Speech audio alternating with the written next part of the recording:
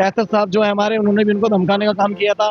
मोटी डिमांड आई थी इनकी 2 लाख रुपए की। हमारे सफाई कर्मचारी हैं जो ईएसआई भी देख लो अब क्या हाल हुआ है। कोई सुनवाई नहीं होती इसमें।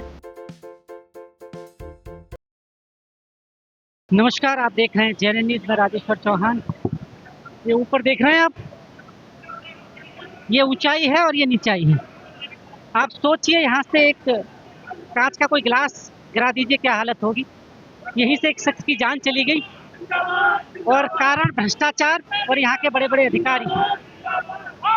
जनाब, एक जान चली गई आपके इस भ्रष्टाचार एमसीडी, जिसकी बड़ी दुहाई दी जाती है दिल्ली नगर निगम। ये तो जान ले रहा है लोगों की।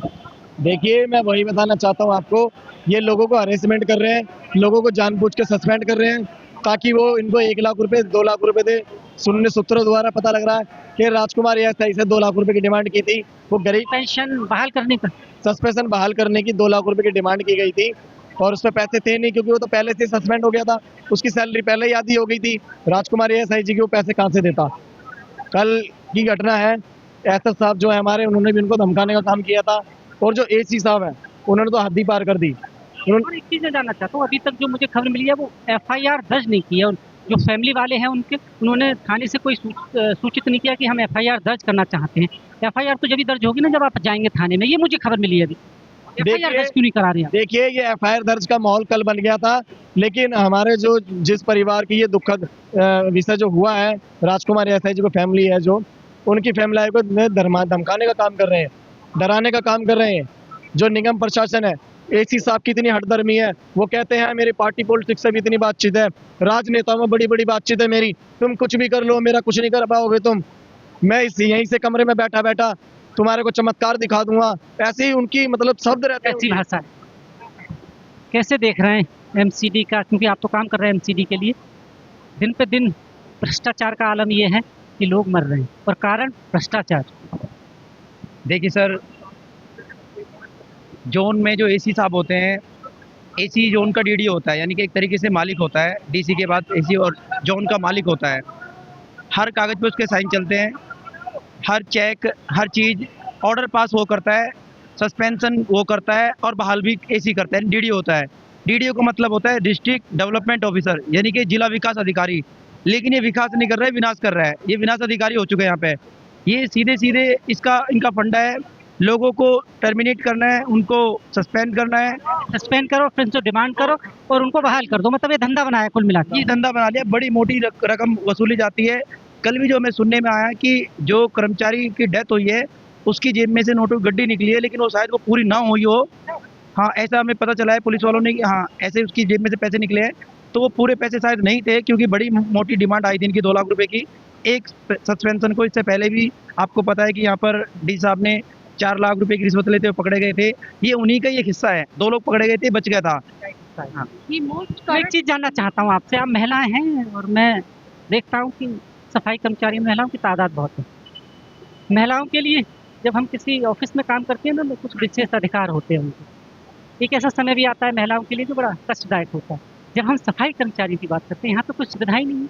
वो हर सर्दी गर्मी ठंड सब में काम कर रही हैं, उनके बैठने तक की सुविधा नहीं है, खाना खाने की सुविधा नहीं। और अगर वॉशरूम जाए तो गाड़ियों के पीछे। और कुछ महिलाएं इस तरह के शब्द मुझे बोलती हैं जो मैं आपके सामने नहीं बोल सकता। यानी प्रतापना तो हर जगह, अगर कुछ नहीं बदला है तो तरीका नहीं बदला शोषण का, वो वही चल रहा है। बिल्कुल जी, क्योंकि मैं कहना चाहती हूँ कि ये मोस्ट करप्ट डिपार्टमेंट है।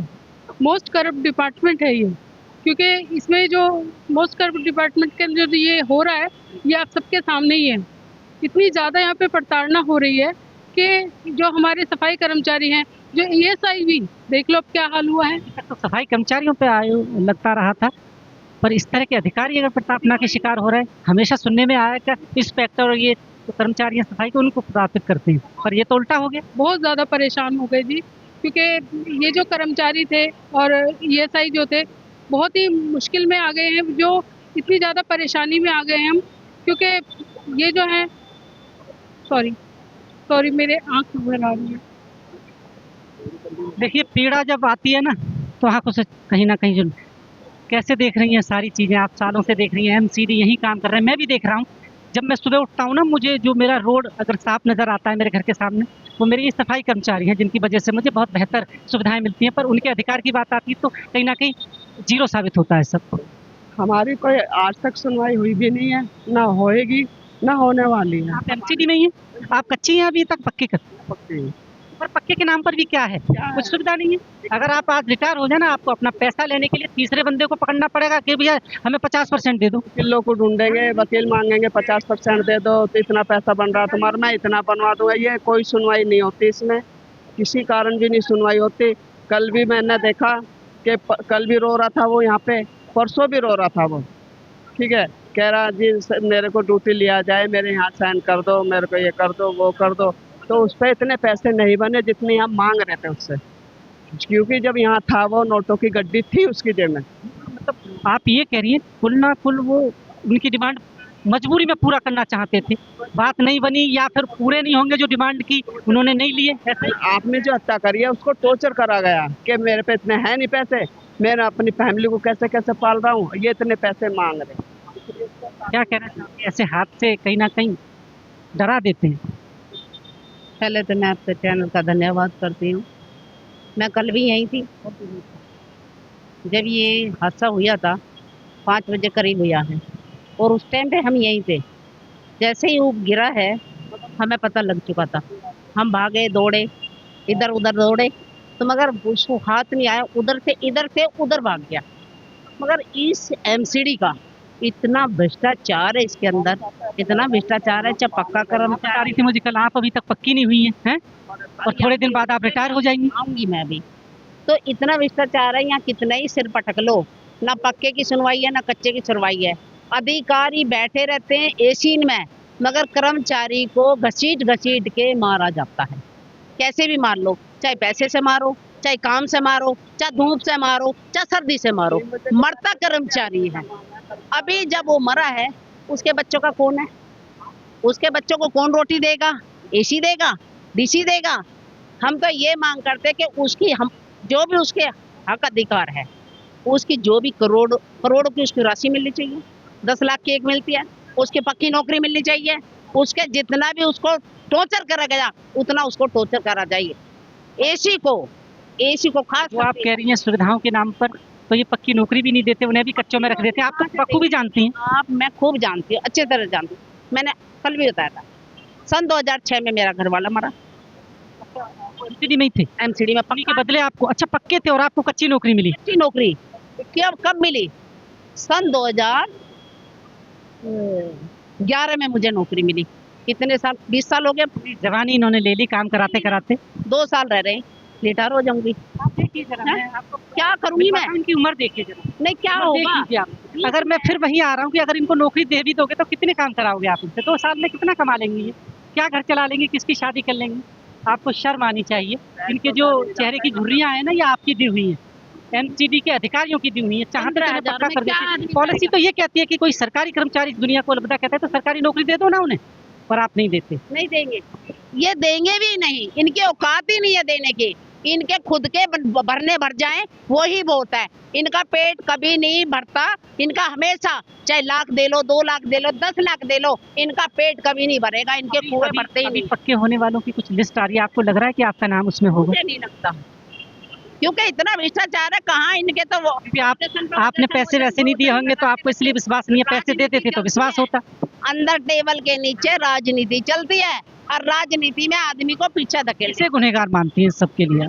मैं तो इन्हें शासन और प्रशासन को मानूंगी। मैं अच्छा, मैं आपसे पूछ रहा हूँ, यूनियंस बहुत सारी कुछ काम यूनियंस काम कर रही हैं, कुछ बेहतर कर रही हैं कर्मचारियों? हम भी यूनियन के ही लोग हैं, हम भी कर्मचारी हैं। हाँ, काम कर रही हैं। यूनियन के लोग काम नहीं करते, सड़क पे काम करते हैं जब यूनियन में खड़े होते हैं जाके।